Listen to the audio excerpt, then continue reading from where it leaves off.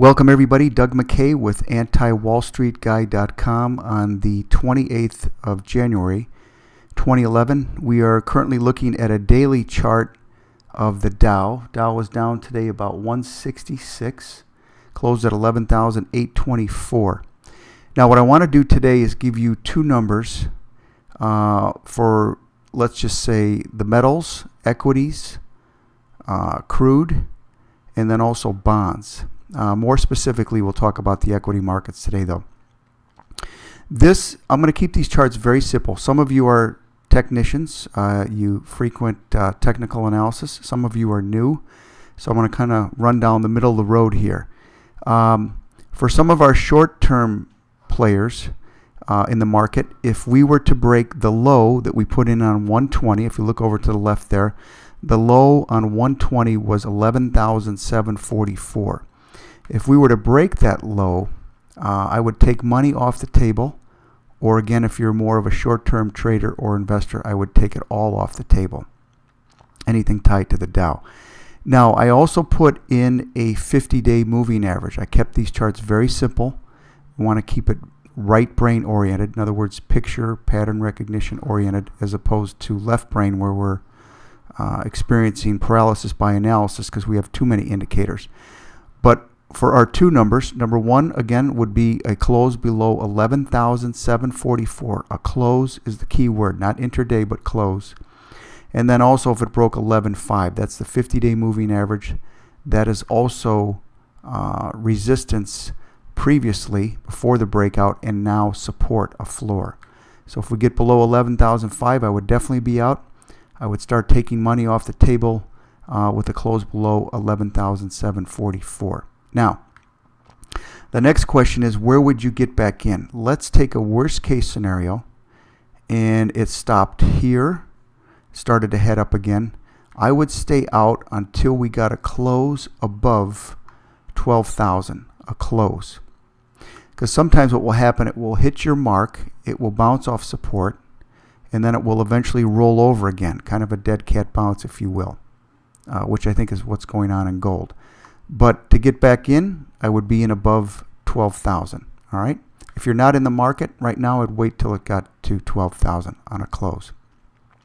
Again, if we break 11.5, I would be out for sure. 11,744 short term, I would take money off if you were inclined to do so in terms of being a short-term trader. Now, how far down this will go, we don't know. It could stop Monday. It could continue with lower lows and lower highs. You will see a video where we will adjust accordingly in terms of getting in, getting out. Remember, our goal is to look for a trend, not to day trade the market, but look for a trend. All right, based on probabilities. Let's take a look at gold. Now, this is a daily chart of gold. We could call this an Egypt bounce here. For me, it's a technical bounce. Either way, we're looking for support at various levels. Let me clean this up for you a little bit, and we'll take a look at it on a weekly chart. These candles are weeks. We broke a trend line in here. Let's draw this very quick before we run out of time.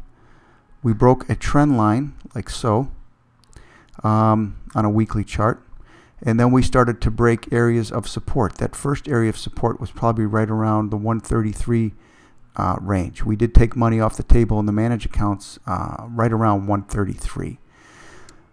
I will not be in this unless we close above this candle in GLD, which would basically be 139. So if we get a close above resistance here, a ceiling if you will, this increases the odds that it's going to go higher.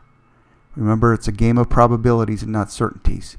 I would also be a buyer on a bounce at 120. Anything between, let's say, 120 and 139 for me is noise and a headache, and I'm not interested in it. All right, we get a close above 139. That increases the odds that we're going higher. I would also play a bounce at 120. Let's also look at bonds. Possibly junk bonds are working right now, high yield junk bonds, but anything tied to treasuries, the overall trend is down. This is the IEF. This is a 7 to 10 year treasury bond, exchange traded fund. This, we're going to keep it on a weekly chart since we're on it. I would have to see a close above here to play a short-term counter trend trade. I would have my stop at 93. Let's take a look at shorting bonds, meaning betting that interest rates are going to go up and bonds will go down. In other words, if interest rates are going down, this is going to go up. This is an inverse ETF. We put this post out a while ago, a couple weeks ago.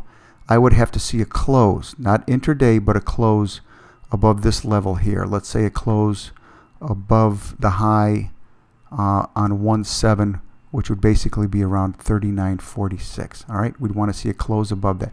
In the meantime, the bond ETFs that are tied to treasuries are simply going sideways. Okay, many of you might have, that aren't with me, mutual fund, open-end mutual fund bonds. That's a scary situation. We can talk about that. By the way, if you ever want to call me directly, 858-414-1970. If I don't pick you up, I will call you back within 1 day. Again, that's 858-414-1970, or shoot me an email at doug@antiwallstreetguy.com. Let's take a look at some energy ETFs.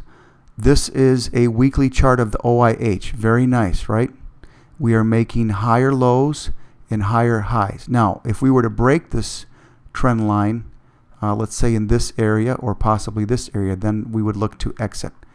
Let's take a look at this on a daily chart where the candles are days. This is the trend line here that you just saw on a weekly chart. If we were to break 140, I would exit. I'm eyeballing that, but that's probably about 6 or 7% back.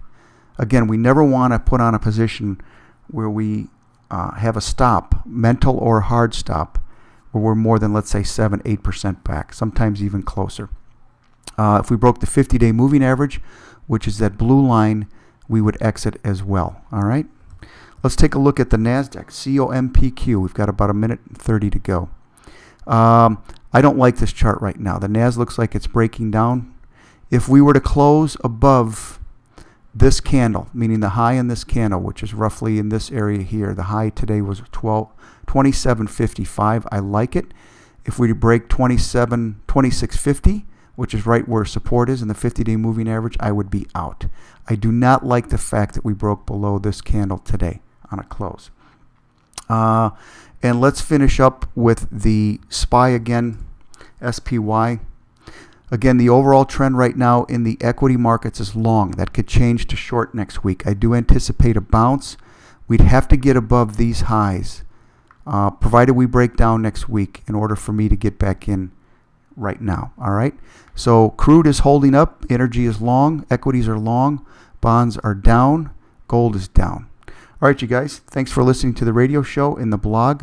Doug McKay, antiwallstreetguy.com, on the 28th of January, 2011. We'll see you next week. Thanks.